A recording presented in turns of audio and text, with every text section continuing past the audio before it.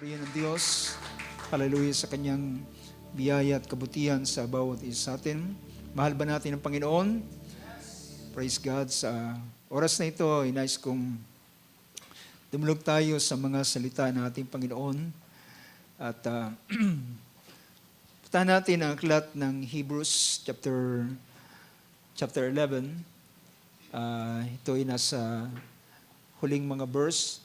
Ito ay yung conclusion ng pangungusap ni Paul sa Book of Hebrews. Hebrews 11, as we know, ng Hebrews 11 ay kanyang inisa-isa ang mga heroes of faith, mga tinatawag ng mga heroes of faith. But dito sa verse 32 to verse 34 ay itong ating bibigyan ng pansin. At sabi dito ng verse 32, and what more shall I say? For time will fall me if I tell of Gideon, Barak, Samson, Jephthah, of David and Samuel and the prophets, who by faith conquered kingdoms, performed acts of righteousness, obtained promises, shut the mouths of lions, quenched the power of fire, escaped the edge of the sword, from weakness were made strong, became mighty in war, put foreign armies to flight. So yun yung huling bahagi that yung isang verse na gusto kong bigyan ng pansin, ulitin ko, verse 34, quenched the power of fire, escaped the edge of the sword, from weakness were made strong, became mighty in war, put foreign armies to flight. Panginoon ang magpala sa mga salitang binasa natin. Sabi natin, Amen. Purihin ng Diyos, makaupo tayo sa oras na ito. Salamat sa Panginoon sa kanyang biyaya, kagandahang loob at mga pagpapala sa bawat isa sa atin. At so last Sunday po ay hindi tayo nagkita, hindi tayo naging magkasama sa dahilan sa isang invitation sa Bulacan sa kanilang anniversary, ikalabing-anim na taon ng kanilang pagdadaos ng gawain sa lugar doon. At salamat sa biyaya ng Diyos. At alam ko rin naman na ang pagpapala ng Panginoon ay tinanggap ng bawat isa atin. So, nakinig ako, pinakinggan ko ang ilan sa gawain o yung gawain last Sunday at ako'y natutuwa sa mga salita ng Diyos na pinangaral sa bawat isa at ito'y alam kong ang hatid ito ay pagpapala sa bawat isa atin. How many can say amen to that? Amen. So ang Diyos ay mabuti whether na ang anuman sa anumang pagkakataon ang salita ng Diyos ay papahayag, ay ito ay maghahatid ng blessing sa bawat mga mananampalataya. Sino man ang mangusap nito, sa banal na kasulatan ay merong ginamit ang Panginoon, ang isang donkey ay ginamit ng Diyos para magsalita doon kay Balaam. And yung salitang yon ay naging blessing kay Balaam. So how much more? So sa anumang paraan, as long na ito ay salita ng Diyos na ipinapahayag, ito ay magiging blessing sa bawat isa sa atin. Ito man ay marinig natin sa isang simpleng paraan, sa isang simpleng pangungusap, o kaya ito ay sa isang pangangaral ng salita ng Panginoon, it will always become a blessing sa bawat mga mananampalataya. Now, sa oras na ito ay nais kong bigyan ng pansin ang isang kaisipan. At ito ay isang kasaysayan ng isang tao na ito ay isa sa kinilala dito sa Hebrews chapter 11 as a heroes of faith. Pero kakaiba ang dealing ng Diyos sa kanya. At hindi na ito lingid sa atin. So gusto kong bigyan natin ng pansin, ang verse 32 ay binanggit dito ang pangalang Sabi niya, and what more shall I say, for time will fall me short or will fall me if I tell of Gideon. So, ang gusto kong bigyan ng pansin is the tale of Gideon. So ito ay isang storya, kasaysayan ni Gideon sa kanyang buhay. At naniniwala ko na ang lahat ng mga karakter na itinulot ng Diyos na maitala sa banal na kasulatan, itong lahat ay magdadala ng blessing sa bawat isa sa atin. Magpapakilala ng gawa ng Diyos, magpapakilala na ang Diyos ay meron siyang kayang gawin, meron siyang kayang ibangon. So sa kabila na ang lalaking ito ay makikita natin siya ay isang matatakutin na isang lalaki at isang hindi siya galing sa isang prominent na pamilya. Siya galing lamang sa isang simpleng pamilya. At siya galing sa ang kanyang angkan ay mahirap, ang kanyang sabihin natin ang kanyang kalalagayan ay kumbaga ay hindi mo akalain na siya ay gagamitin ng Panginoon.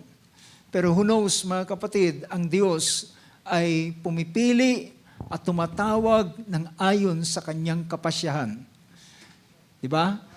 Ang Diyos ay tumatawag, ang Diyos ay gumagamit ayon sa kanyang kapasyahan. Hindi ito dahilan sa kakayanan ng isang tao, hindi ito dahilan sa ang tao ay merong talento kaya siya ay pinili ng Diyos.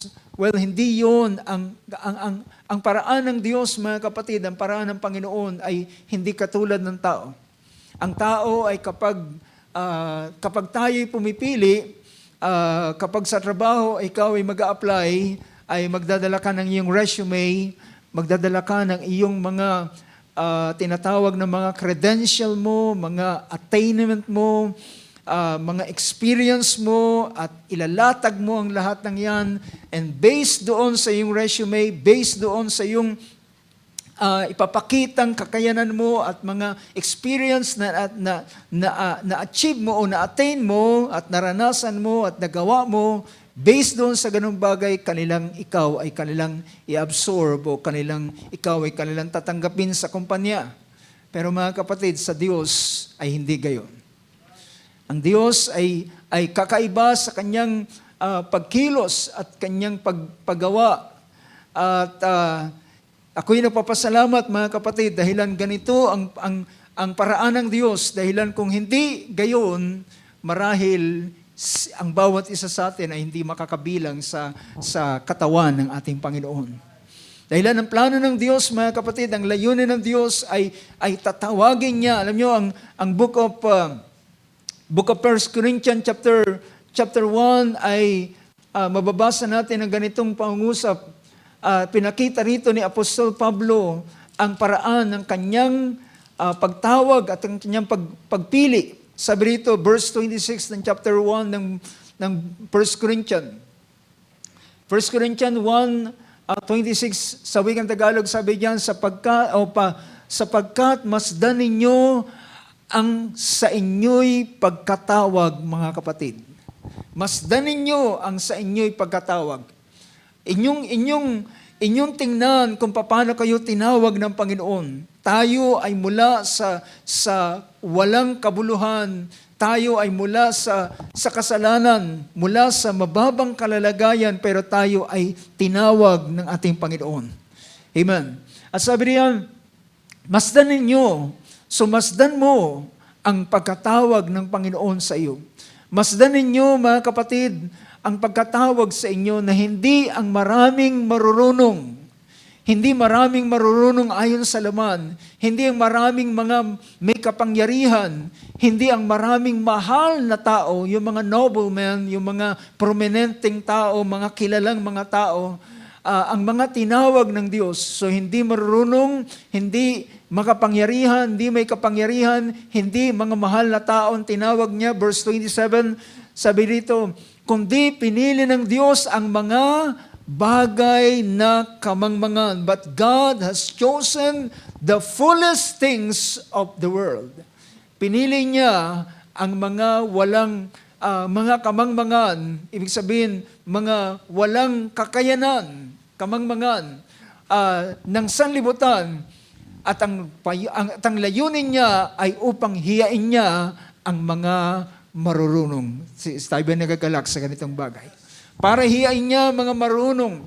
Pinili niya yung mga mangmang para hiyain ang mga marunong. Pinili ng Diyos ang mga bagay na mahina upang hiyain niya ang mga malalakas. Praise God. Purihin ang Diyos, mga kapatid. Purihin ang Panginoon sa kanyang pagpili sa bawat isa sa atin. Hallelujah. Ang Panginoon ang siya'y pumarito. Ang mga tao ang mga Pariseo ay pinapakita nila yung kanilang kakayanan na sila ay matuwid, sila ay ayon sa kautusan ni Moses, at ang ating Panginoon, ang kanilang napapansin sa ating Panginoon, mahilig siyang makisama sa mga makasalanan. Mahilig siyang makisama dun sa mga low profile, sa mga mabababa. Ang kanyang mga pinupuntahan ay mga low profile na mga tao. Ang pinupuntahan niya ay mga makasalanan. Sila yung nakikisalo siya doon. Pinupuntahan niya ay katulad ni Zacchaeus na isang maninigil ng buwis. Ang tinawag niya na isa sa kanyang apostol na pinili ay si Mateo o si Levi na isang tax collector. So si Zacchaeus at si Mateo ay iisang kanilang, iisang kanilang kalidad. Pareho silang tax collector. At alam natin ang ganitong bagay, pero sila ang pinili ng Panginoon. Amen.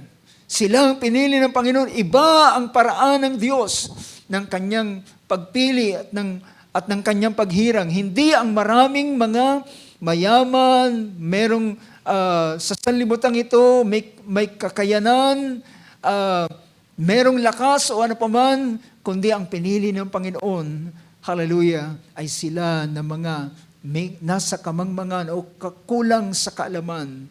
At ang purpose niya is, hallelujah, upang hiyain at itaas niya at ipakilala. Dahil ang layunin ng Diyos ay ang kukunin niya ay yung walang kakayanan, walang alam, at siya ang magsusupply ng kaloob sa kanya upang siya ay gabitin ng Panginoon sa kanyang At ang purpose nito, sabi rito, ang sabi niya, verse 28, at ang mga bagay na mababa ng sanlibutan at ang mga bagay na hinamak ang pinili ng Diyos at ang mga bagay na walang halaga upang mawalang halaga ang mga bagay na mahalaga.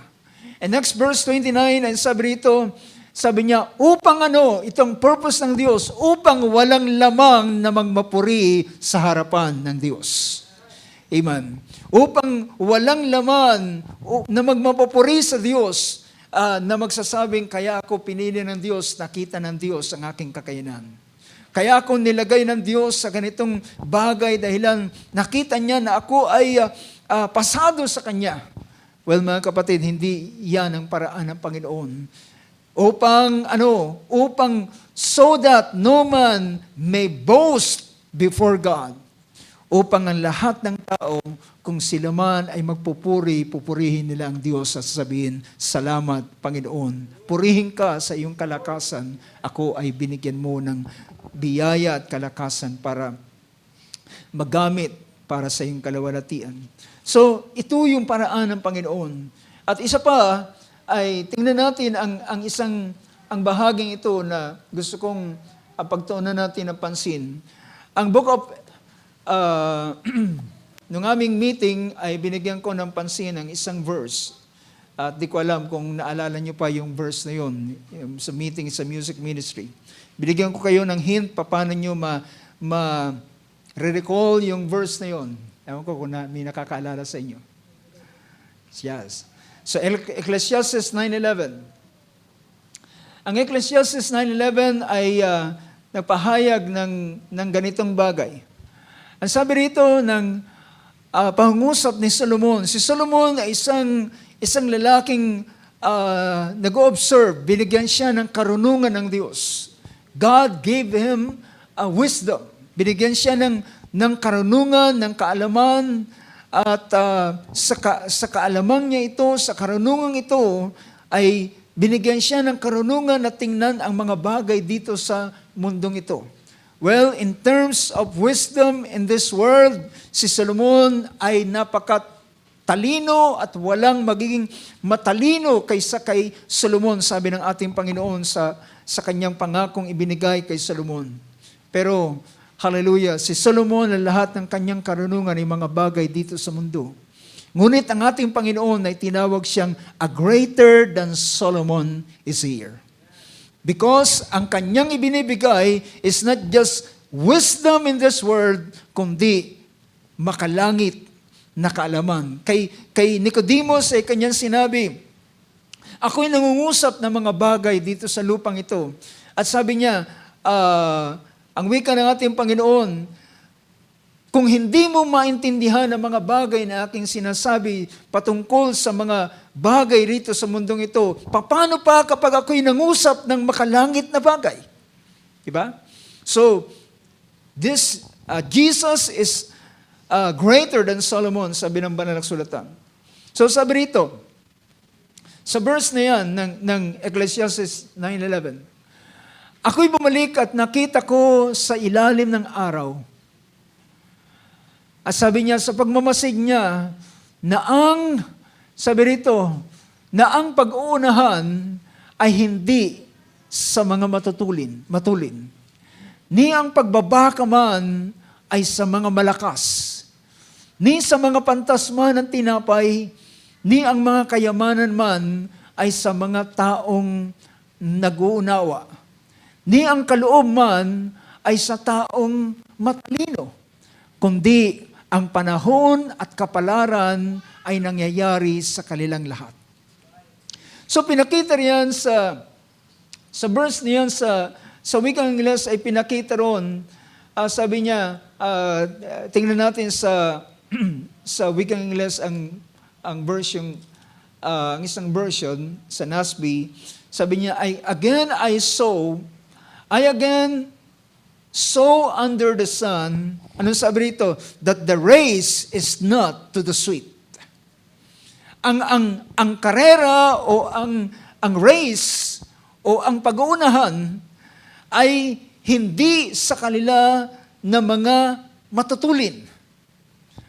Alam niyo ba na kapag ikaw ay, siyempre pa kapag race, ang kailangan dito ay mabilis at matulin. Pero, nakita ni Solomon na sabi niya, the race is not to the swift. And the battle, ang pagbabaka, and the battle is not only to the warriors. Ang tinatawag na ang pagbabaka ay hindi lamang sa kanila na mga magagaling makipagbaka. Alam niyo ba mga kapatid, naalala ko ang sinabi ni David nang marinig niya ang pag-aalipusta ng higanting si Goliath. At sinabi niya, sino yang hindi tuling Pilisteyong yan na hinahamak niya ang sundalo ng Diyos, ang hukbo ng Diyos. Sabi niya, at nakarating, at sinabi niya, anong sinasabi ng hari? Naghahanap siya ng isang tao, isang lalaki, o yung higante ay humahamon siya. Wag na nating pahirapan nating sarili, wag na tayong magbaka pa. Sabi niya, ang kailangan ko lang isang lalaki, isang tao. Kapag natalo ko siya, alipin namin kayo. Kapag natalo niya ako, alipin niyo kami. Sabi niya, at nakarating at si Saul ay nagsabi siya, bibigyan niya ng gantimpala ang sino mang lalaki na haharap sa higanting ito. At sinabi, nakarating sa kanya, ibibigay ang kanyang anak na babae ang isa sa magandang anak ng hari ay ibibigay sa kanya para mapangasawa at siya ay i-exempt sa tax o ano pa man riyan at may mga bagay na mga privilege na ibibigay sa kanya. So ganun yung gantimpala para lamang makuha ng sino mang gustong mag-attempt. Pero para kay David, hindi ang gantimpala ang dahilan bakit siya makikipagbaka. Nakukuha niyo mga kapatid? Hindi dahilan sa gantimpala, hindi dahilan sa anak na maganda ni Saul, hindi dahilan sa mga reward na pwede niyang matanggap kung siya'y mananalo. At ito ay parang, ang ilan ay sino ang gustong sumubok. Pero sabi niya, ako ay haharap, ako ay lalaban sa lalaking yan na hindi tuling Pilisteo. Nang siya ay humarap kay Saul, ang sabi ni Saul, sabi niya, Iho, ikaw ay bata lamang, samantalang ang kakalabanin mo ay kampiyon mula pagkabata.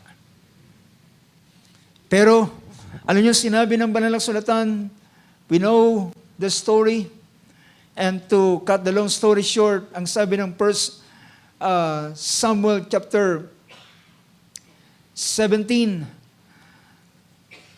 sabi rito ng chapter 17 verse 50, ang sabi ng verse na yan, 17 verse 50, at sa gayoy nanaig si David sa Pilisteo sa pamamagitan ng isang panghilagpos at ng isang bato.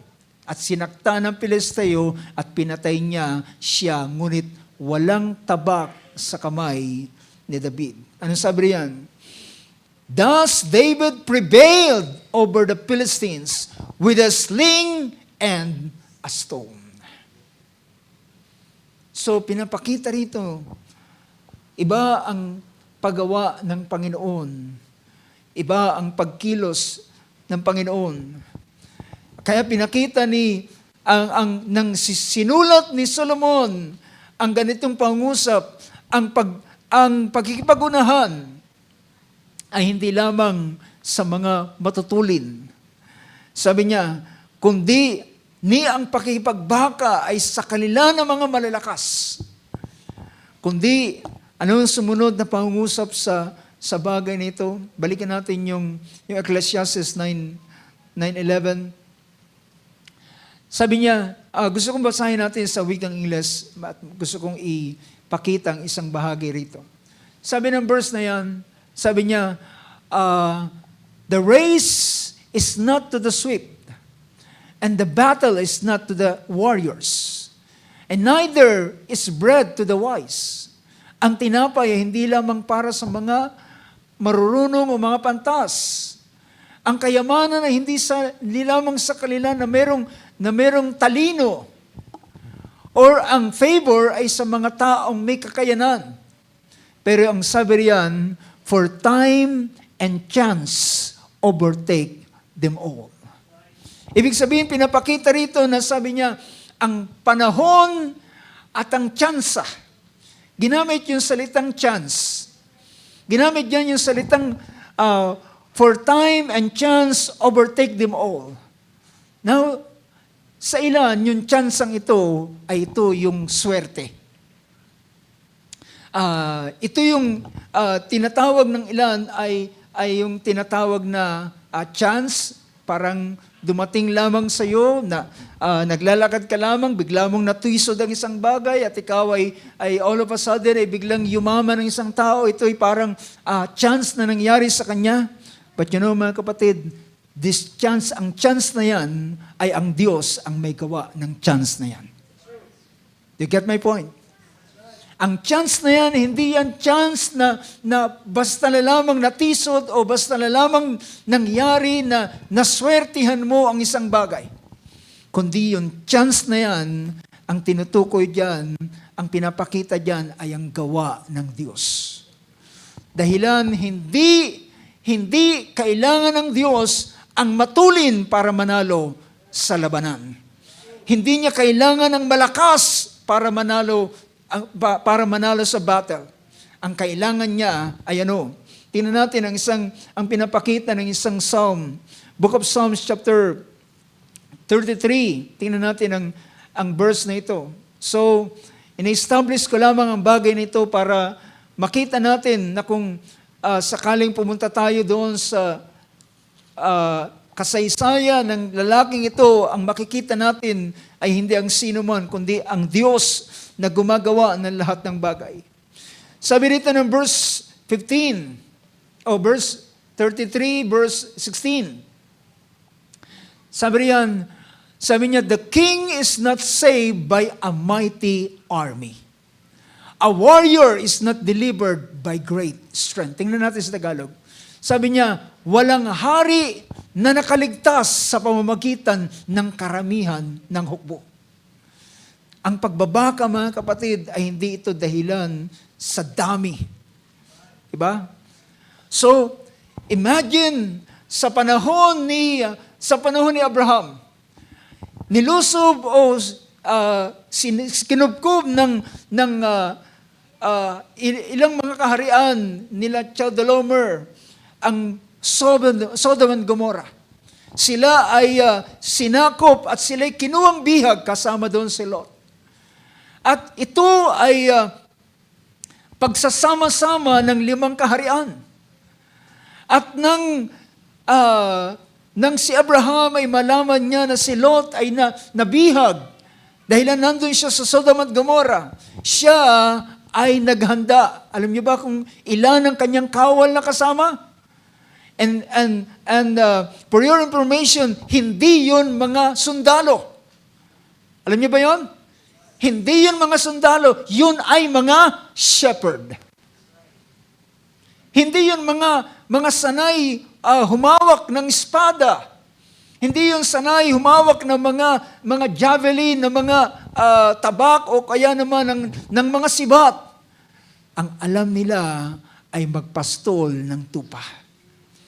Pero mga kapatid, ang mahalaga, may nangunguna sa kanila na isang taong may pananampalataya. So the battle is not to the strong.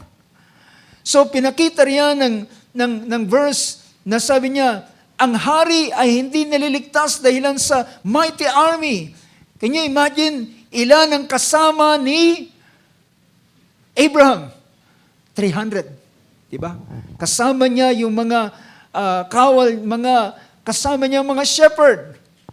Pero dahilan, ang sabi ng Panginoon kay Abraham nang sila ay magkita o nang makasalubong ni Abraham after ng kanyang pagtatagumpay at nasamsam niya o naibalik niya, nakuha niya muli na sila ang Sodom at Gomorrah at naibalik sila Lot sa kanilang lugar at kalalagayan.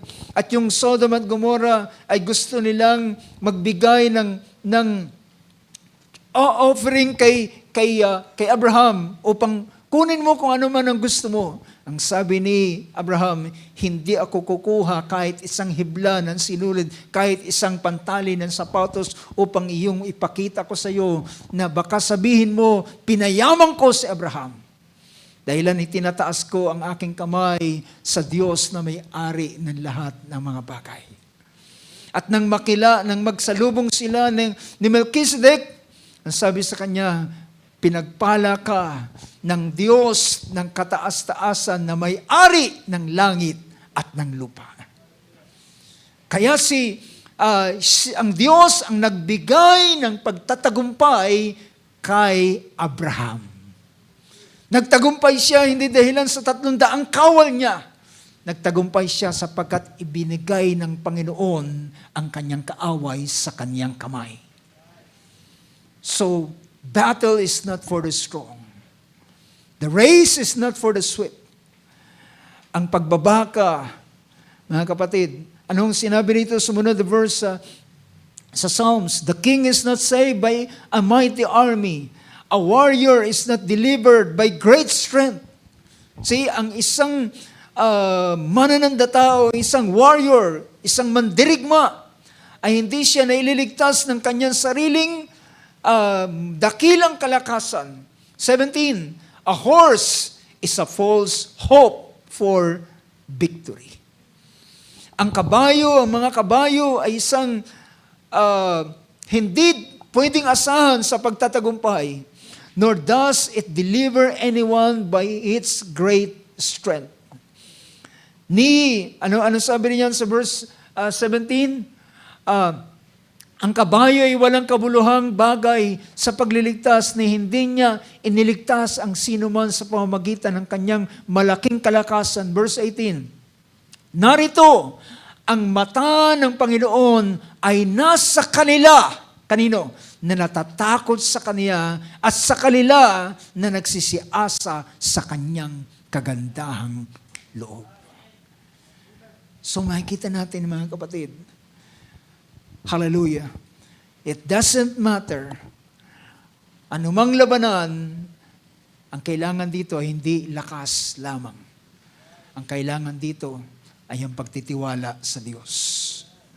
How many can say amen to that? Ang kailangan ay ang pagtitiwala sa Diyos. Dahilan ng Diyos ang siyang magbibigay ng tagumpay. Ang Diyos ang siyang magkakaloob sapagkat ang mata ng Panginoon ay nakanino? Sa malakas? No. Kundi sa kanila na natatakot sa Kanya at sa kanila na umaasa sa Kanyang kagandahang loob. Amen. So, nakita natin, ito ang paraan ng Diyos upang ang kalawalatian, sabi ng Panginoon, hindi ko ibibigay ang kalawalatian sa iba. Ni ang kalawalatian ay bibigay ko sa sinumang Diyos. Dahilan para lamang sa Panginoon ang kapurihan at ang karangalan. Now, kung bibigyan natin ng pansin ang bahaging ito, ay titingnan natin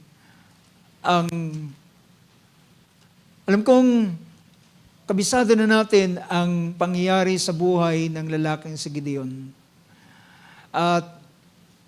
Pero just para lamang ma-refresh ang bawat isa natin at makita natin ang ilang mga bagay na nagawa ng Panginoon dito. At makita rin natin ang kasaysayang ito ay kasing katulad ng ang kasaysayang ito ay makikita rin naman natin ang ating sarili sa kasaysayang ito. Sa panahong ito ay ang Israel ay sabi ng banal na kasulatan ay sila ay lumakad ng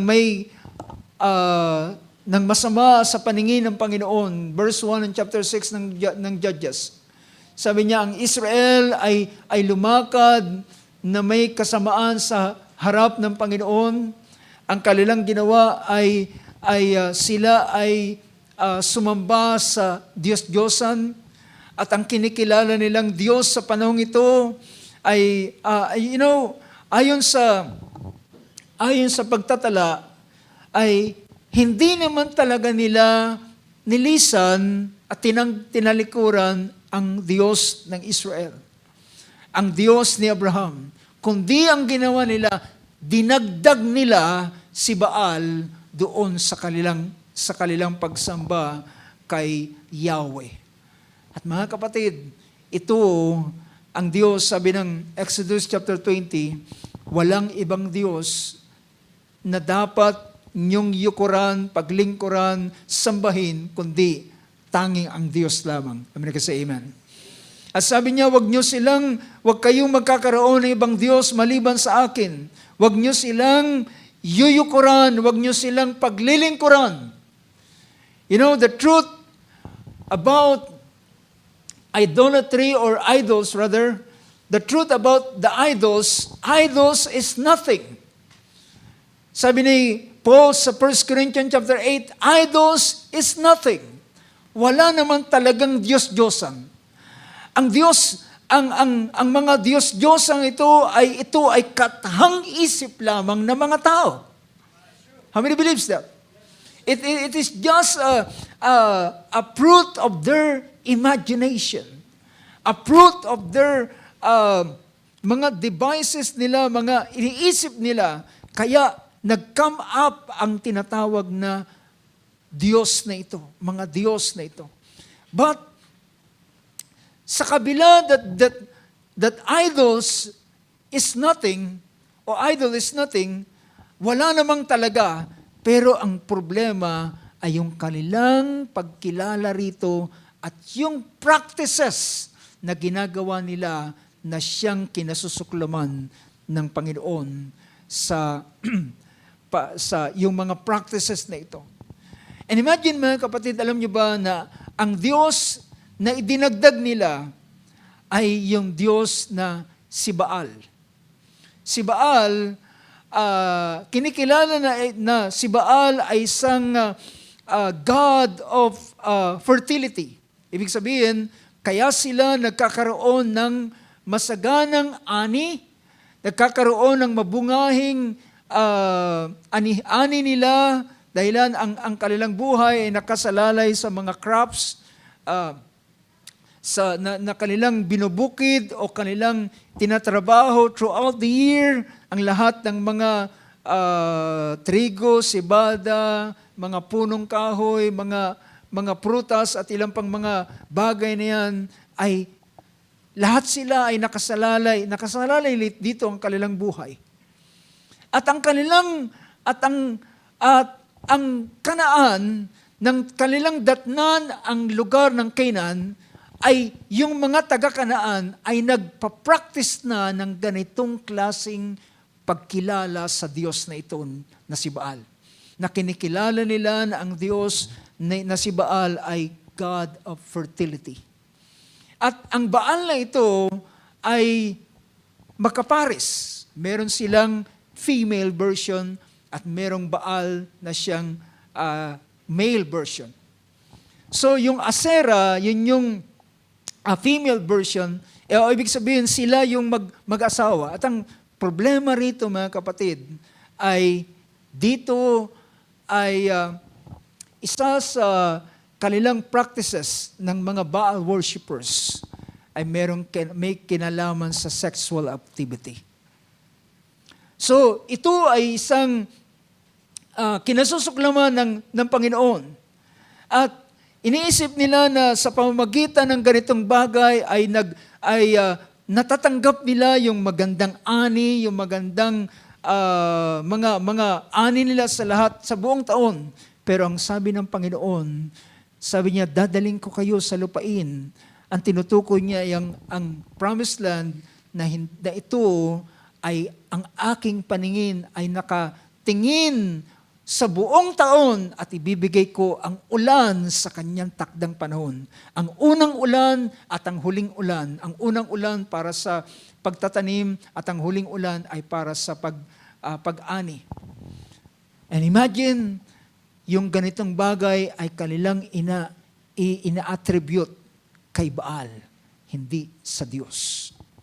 So, yung ganitong klase ng kanilang pagdaragdag ng Diyos-Diyosan o pagkilala sa Diyos na si Baal at kay Asera, ito ay, ang tawag rito ay syncretism, if I'm not mistaken. Ibig sabihin, dinagdag nila yung Diyos na ito sa kanilang pananampalataya kay Yahweh. At dahilan sa ganitong bagay, sila ay binigay ng Diyos sa kamay ng Midian. At ang pinakamasaklap ay nang sila ay binigay ng Diyos, dahilan nabuyo sila sa ganitong pagsamba, ang mga Midianites kasama ng Amalekites ay darating sa kanila kung kailan ang kanilang mga pananim ay aanihin na nila. At sa panahong yun, ang gagawin ng mga Midianites at ng mga Amalekites kasama ng mga sons of the east, that's according to Judges chapter 6 verse 3, ay dadating sila doon at magkakampo sila at ang kanilang gagawin ay sisirain nila lahat ng pananim o rather ang lahat ng aanihin nila. So, can you imagine? Binubuli nila ang Israel. Kung kailan sila aani saka naman sila darating at sisirain nila yung pananim, yung pag-ani, at kukunin ang mga hayop na inalaga nila, at sila ay iiwanan na walang-wala sa panahon yun. And imagine that, na ang kinakailangan nilang gawin ay bago mag-aani sila ng kaya nilang kunin at itatago nila sa mga kuweba at gigiikin nila hindi sa threshing floor, kundi gigiikin nila doon sa mga wine press. Can you imagine that? Yung wine press ay doon pinipiga ang ubas. Pero ginagawa nilang threshing floor dahil nagtatago sila sa mga Midianites. At ito ang kalulus-lunos na kalalagayan. At ang Diyos ay nagsugo ng propeta at sabi sa kanila, sinabi ko sa inyo na kayo'y huwag sasamba sa ibang mga Diyos. At isang araw ay dinalaw ng Panginoon si Gideon sa sa ilalim ng punong kahoy. At siya ay habang siya ay naroon at nagtatago, sabi ng verse 12, isang anghel ng Panginoon ay nagpakita sa kanya. Kapag nabasa natin yung salitang angel of the Lord, it is not just an ordinary angel. Ito'y ang Panginoon mismo. Ito yung Panginoon mismo na nagpapakita. At sabi rito, verse 12.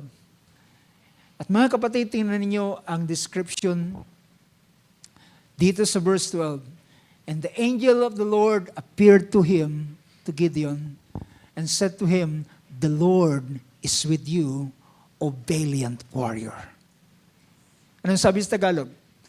Sabi niya, napakita sa kanya ang anghel ng Panginoon, sabi niya, at sinabi sa kanya, ang Panginoon ay sumasayo, ikaw na lalaking makapangyarihang may tapang. Ikaw na lalaking makapangyarihan na may tapang. Isn't it na merong parang sense of humor? Nagtatago ka na doon at ikaw ay ayaw mo magpakita dahil natatakot ka. Pero sasabihan ka, sabi niya, the Lord is with you, O valiant warrior. Ikaw ay isang makapangyarihang lalaking may kapangyarihan at merong tapang. Mga kapatid, ang sinasabi ng Panginoon sa kanya, hindi ang bagay na kanyang kasalukuyang kalalagayan, kundi ang potential na naroon sa kanya. Or rather, yung gagawin ng Diyos sa kanyang buhay kapag siya ay nahawakan ng Diyos. Kapag ang Diyos ay nakagawa sa kanya, he will become what? A valiant warrior. A valiant warrior. Isang makapangyarihan na merong tapang. A valiant warrior. Mga kapatid, at sabi pa rito, si Gideon ay nagsabi siya, at sabi niya, kung ang Panginoon ay nasa akin, nasumasa amin, sabi niya, bakit nangyayari ang lahat ng mga bagay na ito? Bakit nangyayari ito, ang ganitong mga bagay? At sabi niya, at nasaan ang kanyang mga himala? Well, nang makita yung bagay na ito, yung longing ng puso ni Gideon about miracles. Ang longing ni Gideon sa mga gawa ng Diyos, sa mga himala ng Panginoon, ay sabi ng Panginoon sa kanya, verse 14, tiningnan siya ng Panginoon, at siya'y tiningnan ng Panginoon at sabi niya, magpatuloy ka, yumaong ka sa kalakasan mong ito, at ililigtas mo ang Israel sa kamay ng Midian, hindi ba kita sinusugo? Sabi niya, go this in your strength. Alam niyo mga kapatid, merong yung lakas na kanyang tinutukoy ay yung pananampalataya, yung paghahanap Nasabi niya, nasaan ang kanyang himala? Nasaan ang kanyang mga gawang makapangyarihan na sinabi ng aming mga magulang? At sabi sa kanya, go this in your strength and deliver at iligtas mo. Sabi niya, sa kalakasan yan, iligtas mo ang iyong kababayan, ang bayan ng Israel, sa kamay ng Midian, hindi bagat ikaw ay aking sinusugo. Yung salitang pagsugo ay pagpapakita rito na siya ay nilalagay in authority. Amen? Merong authority. At alam niyo ba mga kapatid, kapag ikaw ay binigyan ng authority, well, ikaw ay meron kang sasakupin. Pwede mong sakupin dahilan meron kang authority na ibinigay sa iyo. Kapag ang isa ay na-install, well, ang mga nasa gobyerno natin sila ay na-install sila in the office because sila ay binoboto ng mga tao. So yung mga tumanggap ng mas mataas na boto ay nailalagay sila sa kapangyarihan at nagkakaroon sila ng authority. Nagkakaroon sila ng authority. Pero ang Diyos ay kakaiba para bigyan niya ng authority ang isang lingkod niya ang kanyang gagawin. Isusugo niya siya at siya ay ilalagay sa isang posisyong ito. At kapag siya ay nilagay ng Panginoon, siya ay nasa posisyon at hallelujah, siya ay meron siyang nasasakop. Meron siyang nasasakupan. At siya ay bibigyan ng ganitong klaseng kapangyarihan at ng kalakasan. You know, ang sabi rito ni Gideon, kanyang sinabi, paano ko ililigtas ang aking kababayan samantalang kami ang pinakamahirap sa Israel. Ang aking lipi, ang tribo ko, ang Manase, pinakamaliit sa Israel. But verse 16, sabi dito, but the Lord said to him, sabi ng Panginoon sa kanya,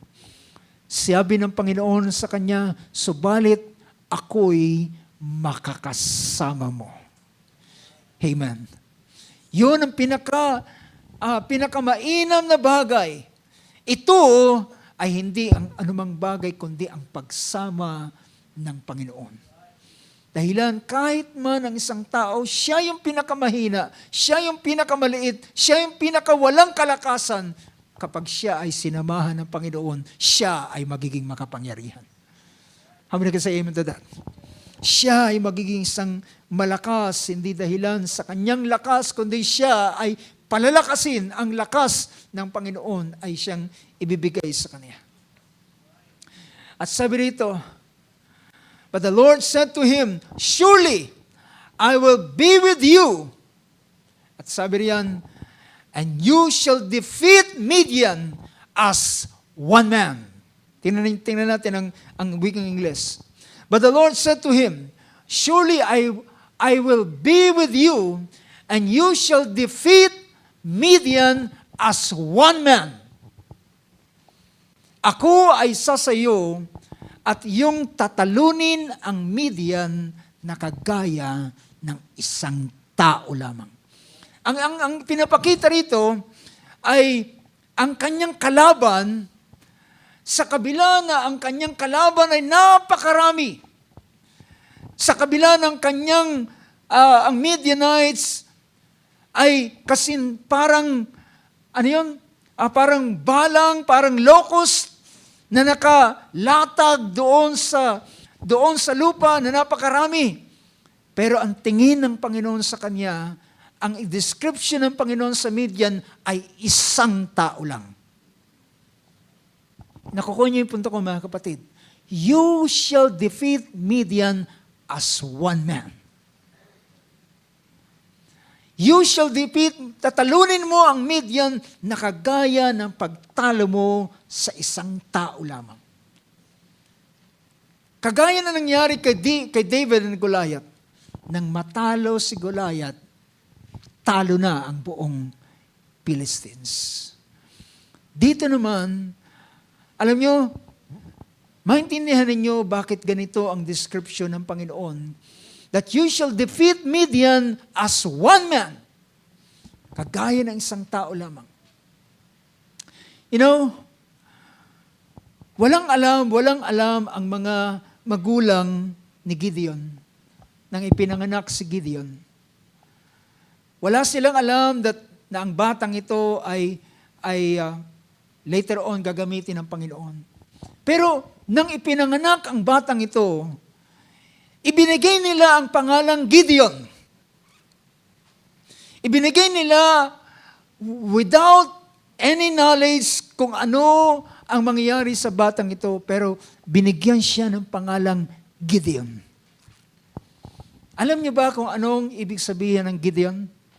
Ewan ko kung may nag-research sa mga brother natin o sa mga ilang mga kapatiran na sinabi ko na search for the name of Gideon. Meron ba? Alam niyo ba ang pangalang Gideon? Ang Gideon, ang ibig sabihin ng Gideon is hewer. Ano yung hewer? Ang hewer ay sa Tagalog ay sila yung nagtutumba ng puno. Diba? Sila yung sa termino ng nanay ko sa norte, sila yung nagpupulak ng puno. Sila yung nagtutumba ng puno. Kahit gaano kalaki ang puno, kahit gaano kataas, gaano kayabong ang punong yan, kapag dumating ang isang hewer, anong gamit niya? Basically, nung unang panahon, ngayon ay chainsaw na, di ba? Chainsaw na ang gamit. Pero, nung unang panahon, ang gamit ng hewer is an axe. Di ba? Nandyan ba kayo? Isang palakol. Anong sabi ng ating Panginoon sa Matthew chapter 3? Sa Matthew 3, ginamit dito ang salitang, ang pangungusap ng pagde-describe ng Panginoon. Sabi niya sa chapter 3, tingnan natin, Matthew 3.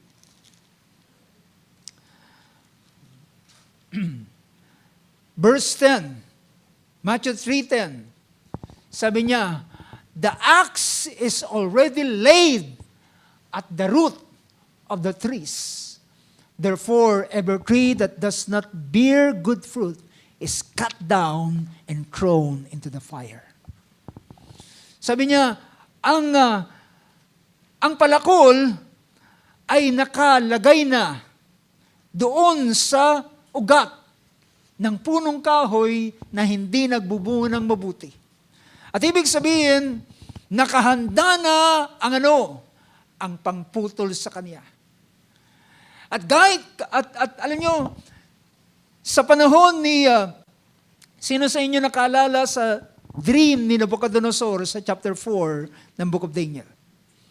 Nakita niya na doon sa kanyang panaginip, ay ang nakita niya isang napakalaking puno. Nang kanyang sanga ay napakayabong at napakataas na abot sa langit. Ano pat ang mga ibon ay nagpupugad sa kanyang mga sanga, sa malalaking branches niya. At yung mga hayop ay sumisilong doon sa ilalim ng kanyang lilim. Dahilan ang punong ito ay napakalaki. Pero nakarinig siya ng isang tinig mula sa langit, putulin ang punong yan at itinala lamang ang stump. So, nakita natin, ang ibig sabihin ng salitang pangalang Gideon is hewer of trees. Hewer. Kahit gaano kalaki, ang kailangan niya lang ay isang palakol at ibabagsak niya ang napakalaking punong yan. And that's the reason bakit ang sabi ng Panginoon kay Gideon, sabi niya, you will defeat Midian as one man. because ang pangalang Gideon na ibinigay sa kanya, unknowingly ng kanyang mga magulang, sa araw ay gagamitin at gagampanan niya ang katulad na sinasabi ng kanyang pangalan as a hewer. Na bagamat ang Midian ay napakalaki, siya ay babagsak ng isang nagpuputol ng puno. Ngunit ang Diyos ay gumawa sa buhay ng lalaking ito na si Gideon, at nang bigyan siya ng ganitong commission, sabi niya, sinusugo kita, ikaw ay gagapin mong Midian sa pamamagitan kagaya ng isang tao lamang. At sabi ni Gideon, bigyan mo ka ng tanda upang malaman ko na ikaw nga ang nagsasalita sa akin. Sabi niya, hantayin mo ako, magdadala ko ng handog, ng pagkain sa iyo. At sabi niya, hintayin mo ko. Sabi ng kausap niya ng the angel of the Lord, sabi niya, hintayin kita. Madali si Gideon, naghanda ng pagkain, at dinala niya doon, naghintay talaga. Alam natin kung gaano katagal yung paghahanda sa panahong yun. Kakatay ka ng hayop, magbe-bake ka, paparingas ka ng apoy, at magluluto. Hindi kagaya sa ating panahon ngayon na napakabilis. Pero naghintay ang anghel ng Panginoon sa kanya. At nang matapos niyang idala yung pagkain, sabi ng anghel ng Panginoon, ito'y sabi ng Panginoon sa kanya, ilagay mo ang pagkain sa ibabaw ng batong ito. Ibuhos mo yung pinakasabaw niya. Ibinuhos doon sa ano. At ang ginawa ng Panginoon, the angel of the Lord, ay inilagay niya ang kanyang dulo ng tungkod doon sa pagkain at biglang nagliyab. At nang magliyab ito, hindi lamang ito basta liyab, hindi lamang basta apoy, it's a blazing fire na inubos, nilamon ng apoy yung kanyang handog. At biglang nawala ang Panginoon, ang anghel ng Panginoon. Ibig sabihin, tinanggap ng Diyos ang offering niya, at ang komisyong ito ay ang Panginoon mismo ang nagpatunay na siya ang nagsalita sa kanya. Gayunpaman, sabi rito, sabi ng verse 21, matapos yung ilagay ang unleavened bread, yung unleavened bread, yung ibinuhos, yung broth doon, then nilagay yung dulo ng tungkod, at sabi riyan, and a fire sprung up from the rock and consumed the meat. Yung consume na ito ay mabilisang naubos, nasunog. Hallelujah. Kagaya ito ng apoy na nanggagaling sa langit. At sabi nito, nang makita ito ni Gideon, sabi niya, sa aba ko, nakita ko ang Panginoon. At sabi niya, ako ay mamamatay. Ngunit sabi ng Panginoon sa verse 23, verse 22, when Gideon saw that he was the angel of the Lord, he said, alas, O Lord God, for now I have seen the angel of the Lord face to face. Then Gideon, the Lord said to him, peace to you, do not fear, you shall not die. Hindi ka mamamatay, sabi niya, kapayapaan sa iyo. And verse 24, anong sabi niya ng verse 24, nang magkakayoy, nagtayo si Gideon ng isang altar, ng isang dambana, bilang patunay na yung dambanang yon ay bilang patunay na sa lugar na yon ay nakapag-usap ang Diyos sa kanya. Yun ay isang parang, kumbaga, isang dokumento, isang patunay na yung lugar na yon, yung doon sa ibabaw ng batong yon, ay doon siya naglagay ng nagtayo siya ng altar para sa Panginoon. At sabi riyan, at siya nagtayo ng dambanas sa Panginoon at tinawag niyang ang Panginoon ay kapayapaan. The Lord is peace. At sabi niya, at hanggang sa araw na ito, iyon ay nakatayo pa rin sa Opra ng mga Abieserita. Ibig sabihin, mga kapatid, ang dambanang iyon ay alam ng buong Manase. Nakita nila alam nila na merong dambana, merong altar na ginawa si Gideon, na yun ay patunay na si Gideon ay kinausap ng anghel ng Panginoon sa lugar na yun. Makikita niyo yung patunay na ito. Ibig sabihin, yung unang sign na binigay sa kanya, yung nasunog yung kanyang handog, tinanggap yung kanyang offering, at siya'y gumawa ng dambana bilang patunay na ang Diyos ay nakipag-usap sa kanya. Sa tuwing daraan yung mga tao sa lugar doon, nakikita nila ang dambanang yun ay patunay na ang Diyos ay nakipag-usap kay Gideon. Nakukuha niyo ba, mga kapatid? Ito ay isang, kumbaga pa sa dokumento, ay silyado. Merong patunay ng Diyos ay nakipag-usap kay Gideon. At ang sumunod na utos ng Panginoon kay Gideon ay ito. Verse 25, nung gabi ding yaon, nagtayo siya, tinanggap yung kaloob, nagtayo siya ng dambana, nung gabing iyon, ang Diyos ay merong utos sa kanya. At ang utos na ito ay sabi rito, verse 25, tingnan natin sa verse 25. Nang gabing iyon, sinabi ng Panginoon sa kanya, kunin mo ang toro ng iyong ama. At ang ikalawang toro na may 7 taong gulang.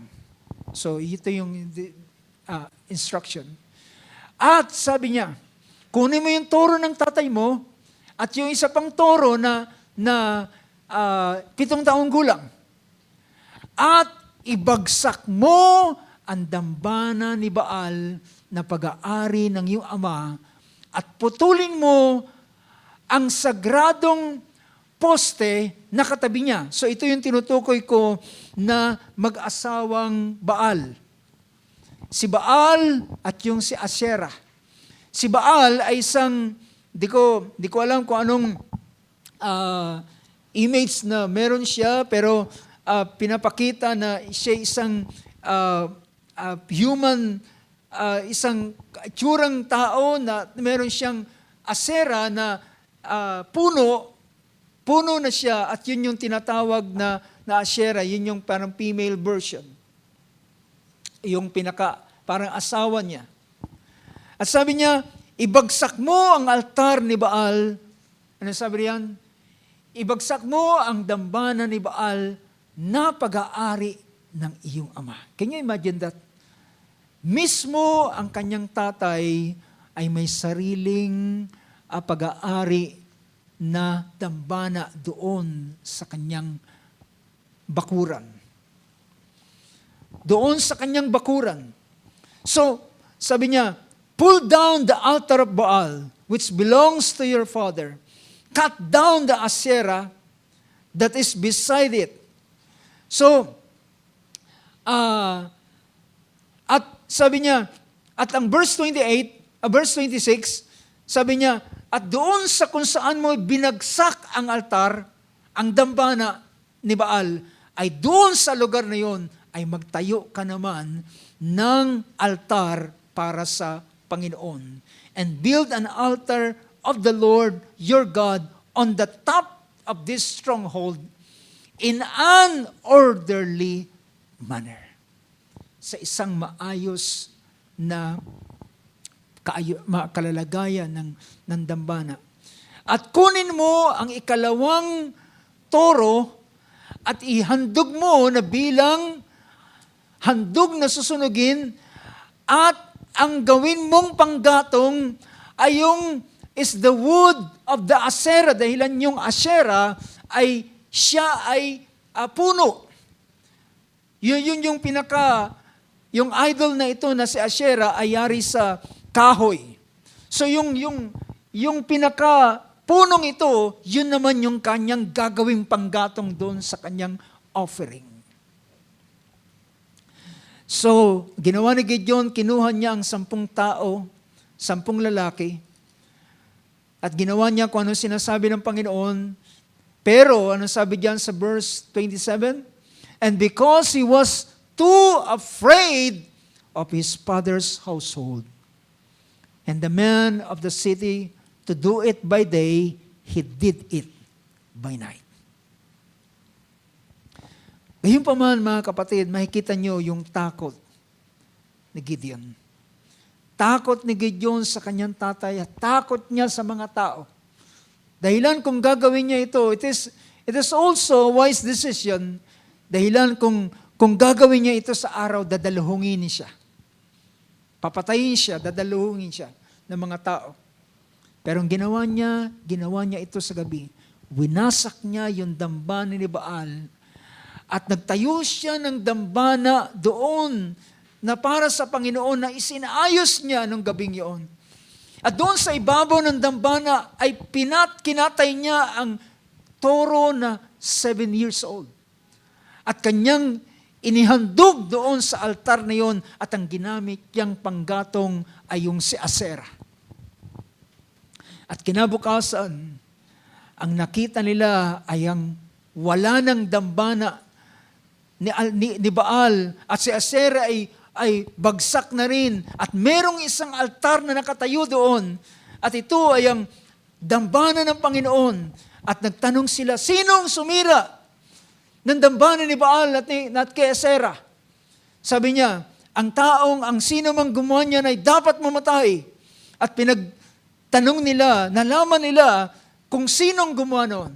At pinuntahan nila yung tatay ni Gideon at sabi niya, palabasin mo si Gideon, ay papatayin namin siya. Pero sabi rito, verse 29, sinabi nila sa isa't isa, sino ang gumawa ng bagay na ito? Nang kanilang siyasatin at ipagtanong ay kanilang sinabi, si Gideon na anak ni Joas ang gumawa ng bagay na ito. Na mga kapatid, napakagandang senaryo ng bagay na ito. Dahilan, ang ginawa ni Gideon, yung sambahayan niya ay nasakop na ng pagsamba kay Baal.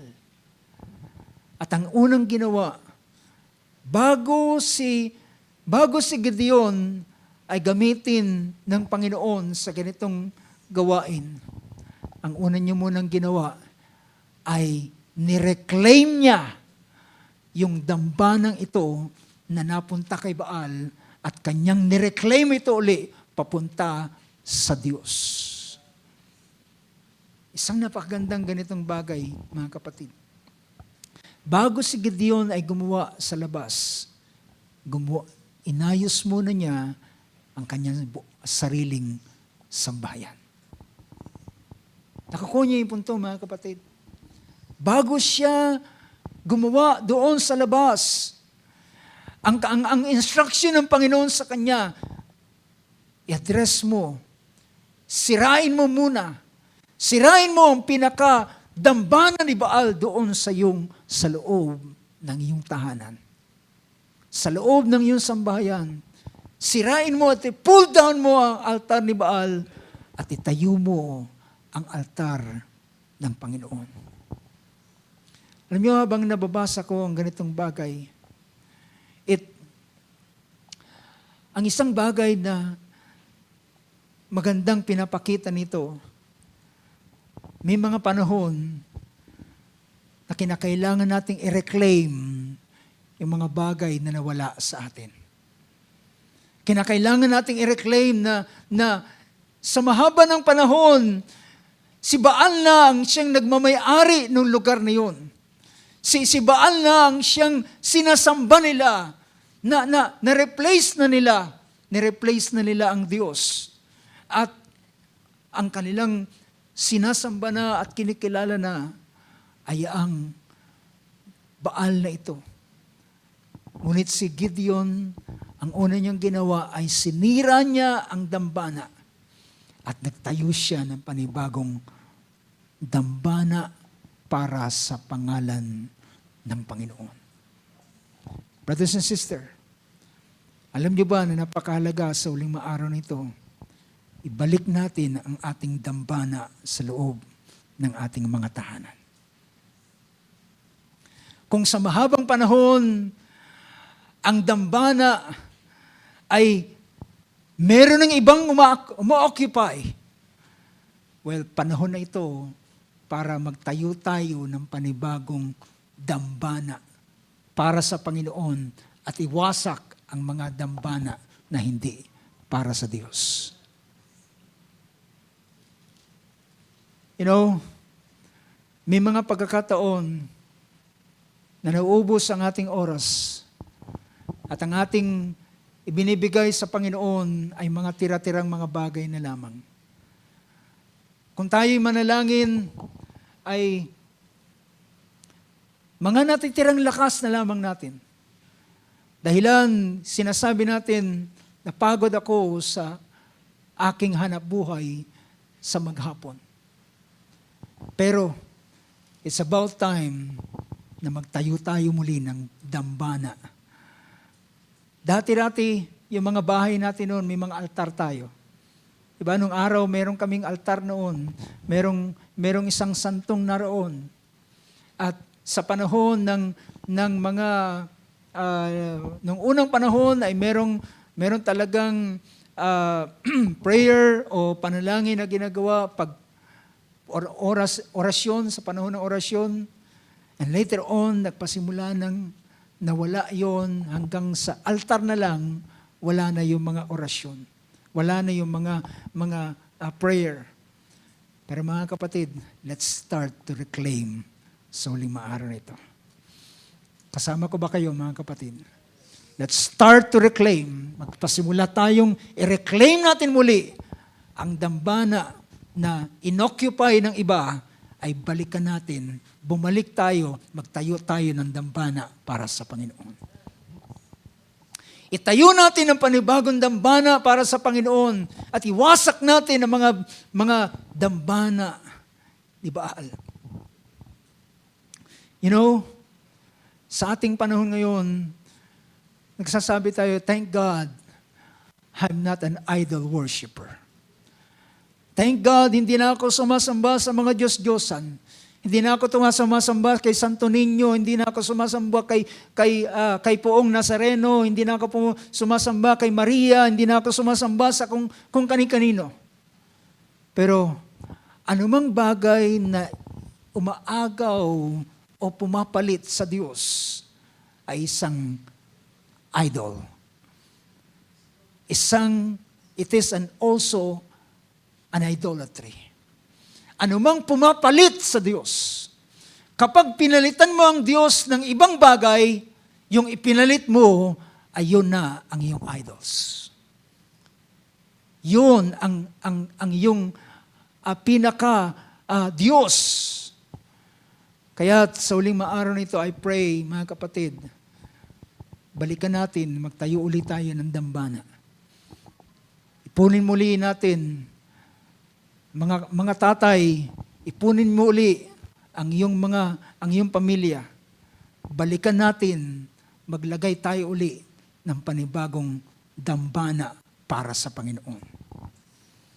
Huwag nating ubusin ang ating panahon sa mga bagay na walang kabuluhan. Na tayo ay na-entertain lamang. Balikan natin, igiba natin ang dambanang ito. Let's start to build an altar for the Lord. Minsan, ang bawat tao ay may kani-kanyang altar sa kanilang sarili.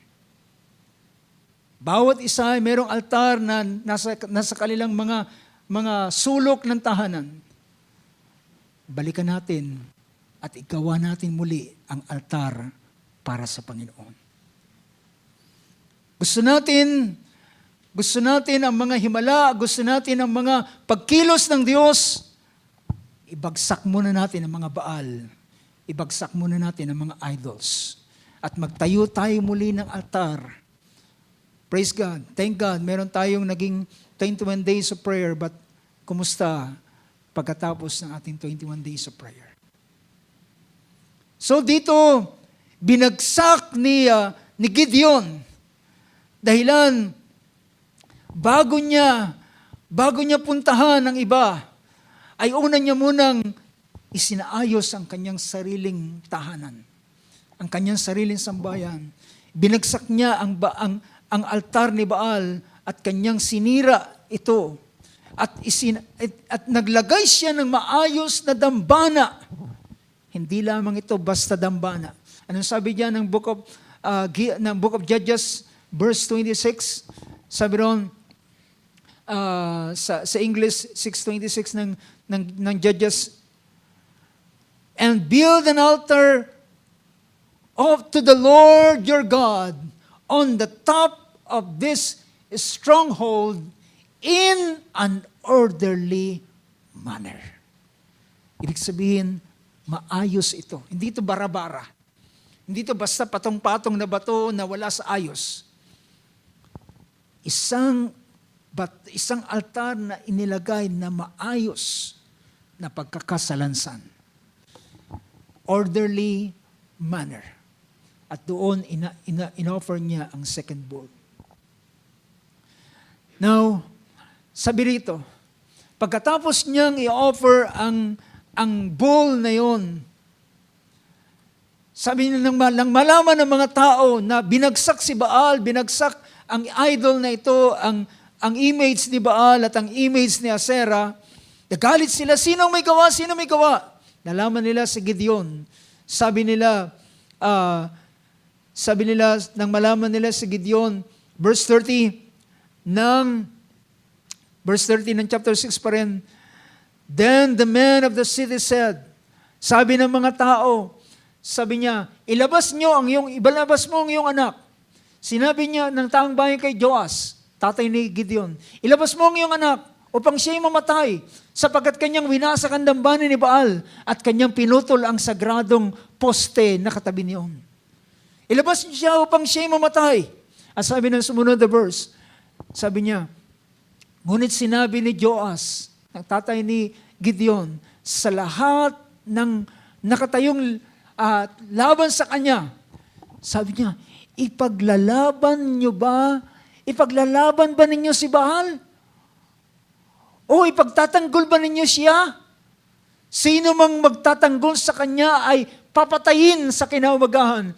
Kung siya'y Diyos, hayaan niyang ipagtanggol niya ang kanyang sarili sapagkat ibinagsak ang kanyang dambana. Anong hamon? Makikita ninyo, si Joas, isang Baal worshiper. Pero nang si Gideon ay naglakas ng loob na gawin niya ang sabi ng Panginoon, ang kanyang tatay mismo ay nakalaya sa ganitong klaseng pagsamba kay Baal. Anong sabi niya? Pagtatanggol niyo si Baal? Ano ba talaga? Sino ba talaga ang dapat magtanggol? Ang worshiper o yung Diyos? Sino ang magtatanggol? Well, ang hamon ni Diyos sa kanya, kung siya'y Diyos, ipagtanggol niya ang kanyang sarili. Kung siya'y Diyos, patayin niya o saktan niya yung gumawa ng bagay nito. Kung siya ay Diyos, kung sino mang na magtatanggol kay Baal ay dapat mamatay. Pero sabi niya, kung totoong si Baal ay Diyos, ipagtanggol niya ang kanyang sarili. Binigyan nila ng pangalang si Gideon ng alias na Jerubbaal, nang ibig sabihin sa verse 32. Sabi dito, therefore on that day, he named him Jerubbaal, that is to say, let Baal contend against him. Bayaang si Baal ang gumanti kay Gideon. Kung siya'y totoong Diyos, gantihan niya si Gideon, patayin niya si Gideon, dahilan sinira ang kanyang dambana. But to the fact na si Gideon ay walang nangyari sa kanya, meaning to say, hindi totoo si Baal. Amen? Ibig sabihin, to the fact na si Gideon ay nanatiling buhay at walang nangyari sa kanyang masama, ibig sabihin, Baal is nothing. Walang anuman dito sa Baal na ito. So makikita natin, mga kapatid, di ko na pagpapatuloy pa ang bahaging ito. Kundi, makikita natin kung paano si Gideon ay binigyan. Hallelujah. Pinatawag niya ang mga, dumating ang Espiritu ng Panginoon kay Gideon, pinatawag niya ang Manasseh, ang Zebulon, ang Asher, ang Naphtali, at dumaluhong sa kanya dahilan ang balitang ito ay nalaman ng mga kababayan niya ang altar ng Panginoon na itinayo niya na tinawag na The Lord is Peace, ang altar ng Panginoon na kanyang itinayo matapos niyang ibagsak ang Baal, ang altar ni Baal ay nalaman ng buong Manasseh at ng siya'y tumawag, dumating ang gano'ng karaming tao? 33,000. At dahilan, mga kapatid, ang nasa kaisipan ng Diyos kay Gideon, si Gideon is a hewer. Ang kailangan niya lamang ay isang tao. Ang kailangan niya lamang ay isang tao na merong lakas at merong palakol na ibibigay sa kanyang kamay.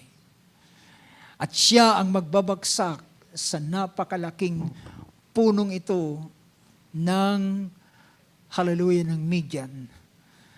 At dahilan sa nang dumating sa kanyang napakarami mga tao, pero si Gideon ay gusto niya pa rin makatiyak, humingi pa rin siya ng sign. Sabi niya, bigyan mo ko ng sign kapag yung balat ay basa at ang lupa ay tuyo, then tinawag mo nga ako. Kinabukasan, pinigaan niya yung balat, nakakuha siya ng isang mangkok na tubig. Sabi niya, huwag kang magalit sa akin, babaliktarin ko. Bayaan ang balat ay tuyo, pero ang buong lupa ay basa at nangyari kinabukasan. So ibig sabihin, mga kapatid, ang commission na ito, it is of the Lord. Ito ay galing sa Panginoon. Ito yung Panginoon mismo na naglalagay sa Kanya. Pero sabi ng Panginoon, ang 33,000 ay napakarami. Bawasan mo sila. At sabi niya, painumin mo sila. Ang sino mang iinom na kagaya ng aso, ay paalisin mo. At ang sino mang umiinom na sinasalok ang tubig sa kanilang kamay at umiinom, sila lamang ang matitira. At nang makita niya, gumuho at ang natira lamang. Bago yun, ay sabi niya, sinong natatakot? Ay umuwi na. Then yung 22,000 ay umalis. Naiwan ng 10,000. Sabi ng Panginoon, marami pa rin sila at pinainom sila sa isang sapa. At ang natirang umiinom na sinasalok ang kanilang kamay is 300. At sabi ng Panginoon, sa pamamagitan ng 300 na yan, iyong gagapiin ang Midian at ikaw ay magtatagumpay. Pero ang Diyos ay nagbigay sa kanya ng huling lakas, huling kapahayagan ng kalakasan, at ito ang kapahayagan ng Diyos na binuksan sa kanya, na siya nga ay inilagay ng Diyos sa ganitong bagay, nang ito ay marinig niya mismo sa labi, sa bibig ng kanyang kaaway. It strengthened Gideon from weakness. Ano sabi ron? Out of weakness became strong and sent to flight.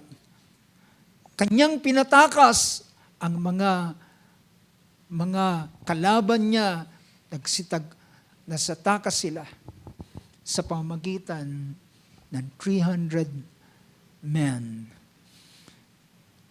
Dito natin makikita mga kapatid na ang pagkilos ng Diyos ay hindi dahilan sa iyong kakayanan na meron ka. Hindi dahilan sa talento na meron ka. Hindi dahilan sa galing na meron ka. Siya ang gagawa nito. Siya ang mag-i-equip sa iyo. Hindi yung mga sandata na nilagay ni Saul kay David. At sabi niya, kung ano saan ako sinanay ng Panginoon, yun ang aking gagamitin. At siya'y nagtagumpay sa higante sa pamamagitan ng isang sling at ng isang bato. A sling and a stone. At hindi ito maraming attempt. Hindi nag-miss yung una at ginamit yung pangalawa. Yung unang pakawala niya ng bato, yun ang pumatay sa higante. At ito ay tumama sa kanya na kagaya ng isang bala ng baril na lumubog sa kanyang noo at nagpabagsak sa kanya. You know, the tale of this man from weakness, mula sa kahinaan, mula sa karuwagan, mula sa mga takot. Imagine, ang kanyang kinakaharap ay kasindami ng buhangin sa dagat. Sino ang hindi matatakot sa kalalagayan bilang tao kung hindi ang kalakasan ng Panginoon ay ibinigay sa kanya? And because of God's strength, ang sabi ng Panginoon kay Gideon, sabi niya, and you will hear, verse 11 in chapter 7, verse 10, but if you are afraid, verse 9, now the same night it came about that the Lord said to him, arise, go down against the camp, for I have given it into your hand. Ibinigay ko na sa iyong kamay. Ito ang sabi ng Panginoon, ibinigay ko na sila sa iyong kamay. At sabi niya, ngunit, but if you are afraid, go down with Purah, your servant, down to the camp. And you will hear what they say. And afterward, your hands will be strengthened, that you may go down against the camp. So he went with Purah, his servant, down to the outpost of the army that was in the camp. Meaning to say, mga kapatid, at this very last moment, si Gideon ay meron pa ring takot. Si Gideon ay meron pa ring pangamba sa ganitong bagay. Imagine 300 against na kasindami ng buhangin, kasindami ng locust. Pero sabi niya, dito ikaw ay lalakas. Your hands will be strengthened when you will hear what they say.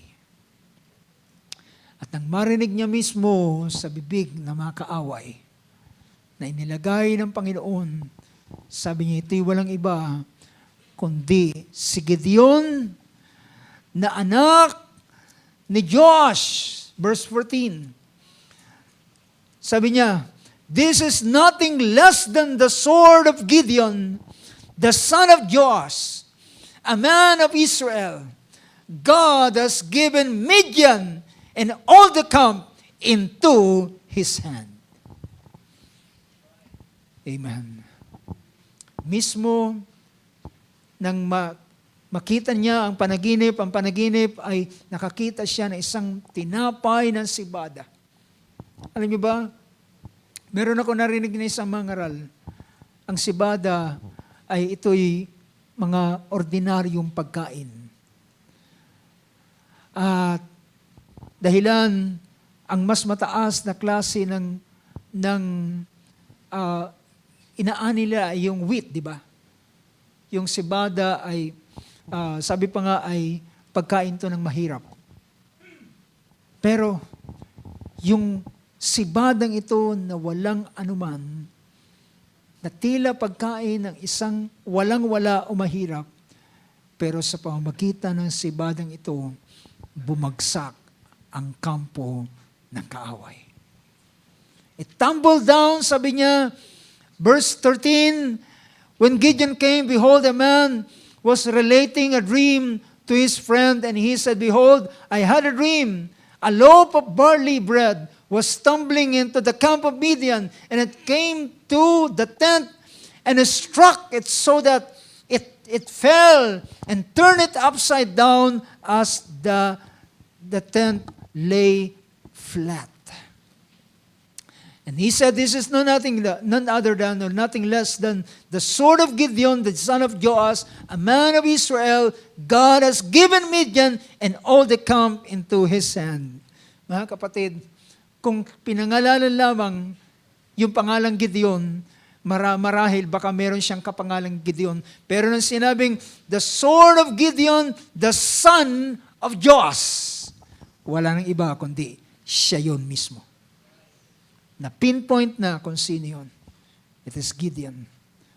Sa kanya nilagay ng Panginoon as a hewer, bilang magbabagsak ng isang malaking punong kahoy, isang tao lamang ang gumawa ng ganitong bagay. Mga kapatid,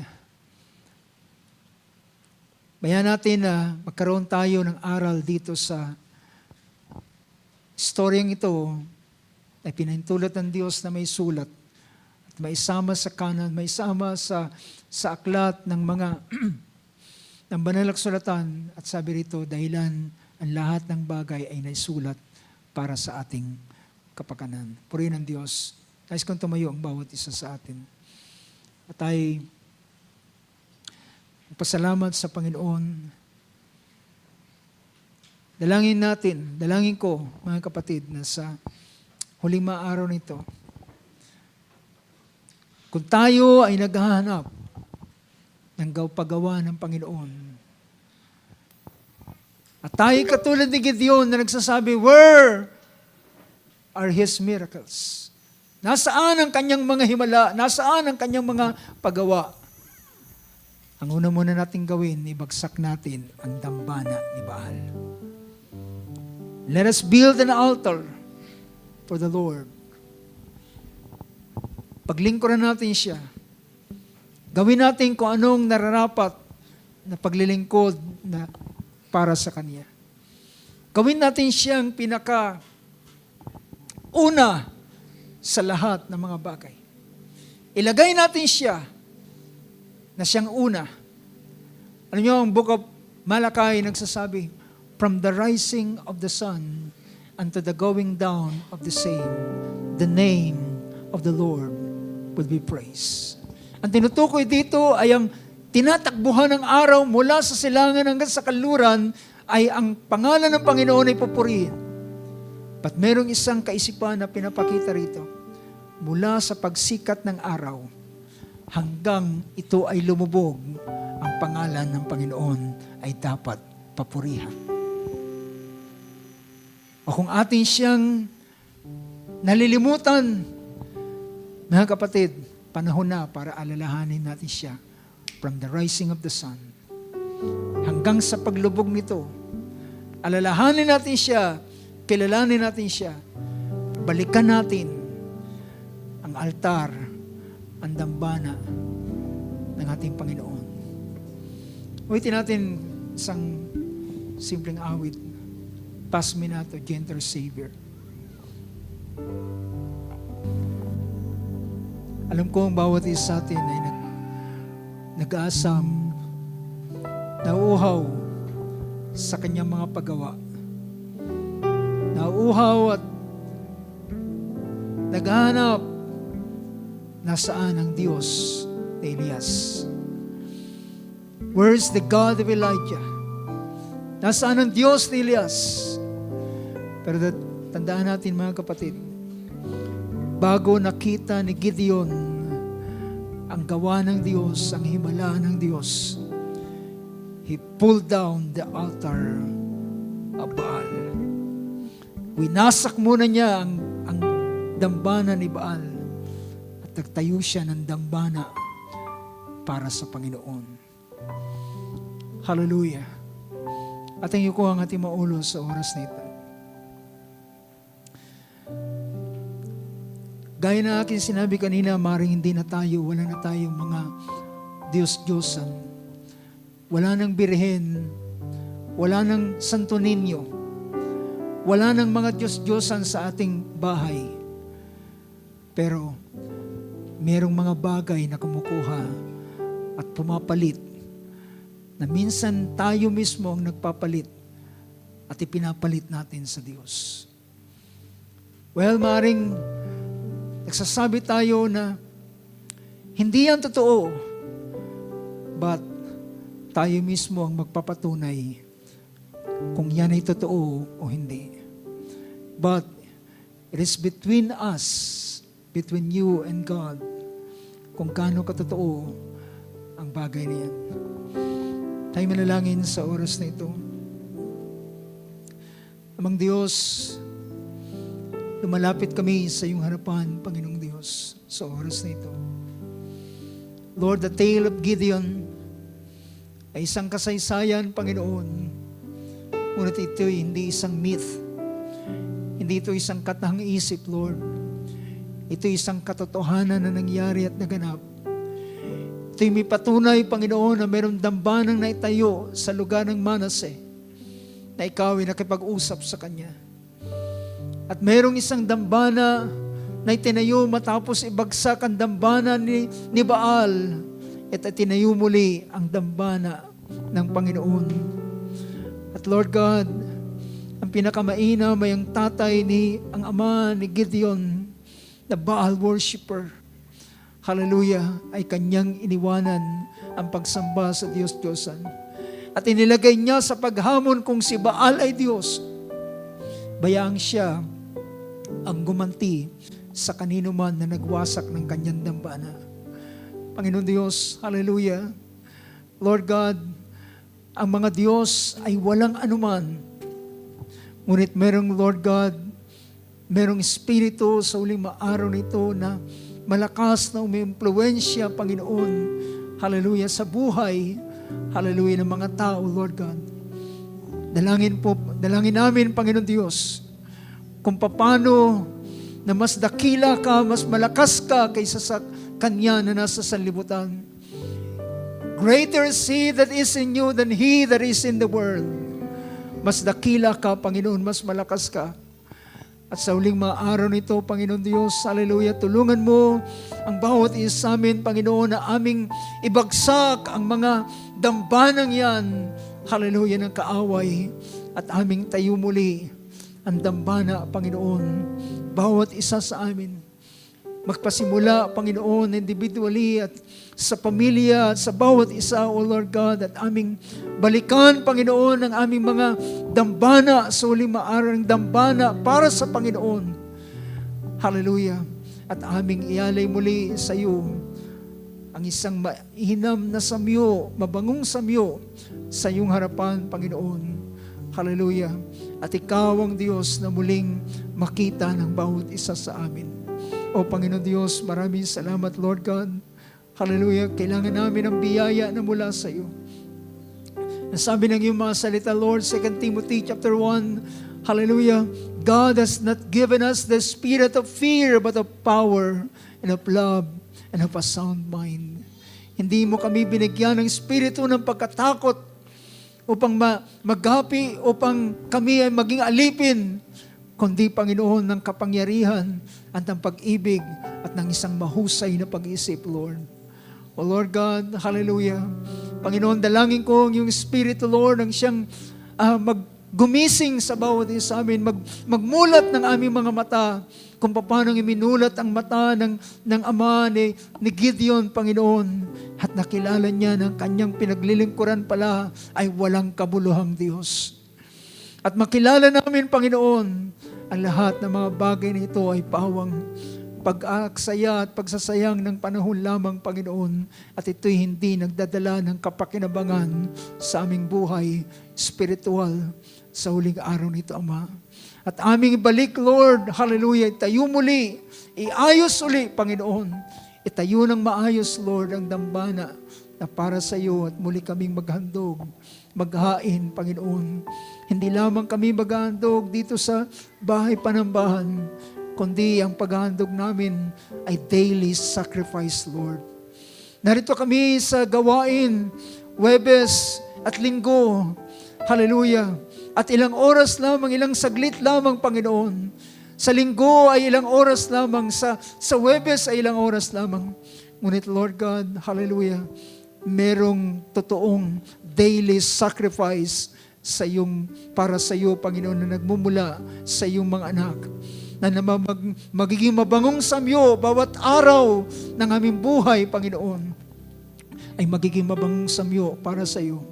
O Lord God, hallelujah, inilalagay ko sa iyong kamay ang kapangyarihan ng paggawa, Panginoon, dahilan kami ay kagaya ni Gideon na walang lakas, natatakot kuminsan at walang kakayanan, Panginoon.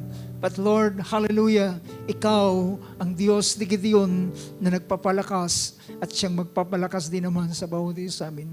Lord, bless mo, Lord, ang bawat ama ng tahanan at bawat mga magulang, Panginoon. At gamitin mo sila, O Diyos, hallelujah, para sa kanilang buong sambahayan, hallelujah, sa huling mga araw nito. Let your name be praised and be honored, Lord God. Tinatagubili namin, Panginoon, ang aming buhay, Panginoon, sa iyo ang gawain sa huling mga araw nito.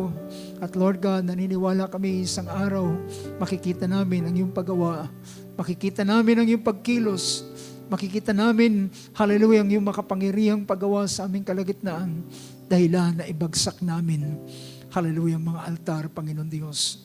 Purihin ka sa iyong kapurihan, sa iyong pagpapasalamat. As we thank you, Lord God, sa iyong biyaya, sa iyong presensya, sa iyong mga salita, hallelujah.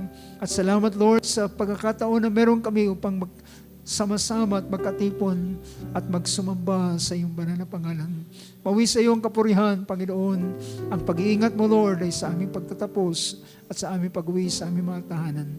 Sa pangalan ng aming Panginoong Hesus, ito ang aming dalangin, ito ang aming pagpapasalamat. Amen and amen. Praise God, praise God. Palapakan natin, Panginoon, sa oras ito. Hallelujah. As we sing that song, ang chorus na yan, pass me not.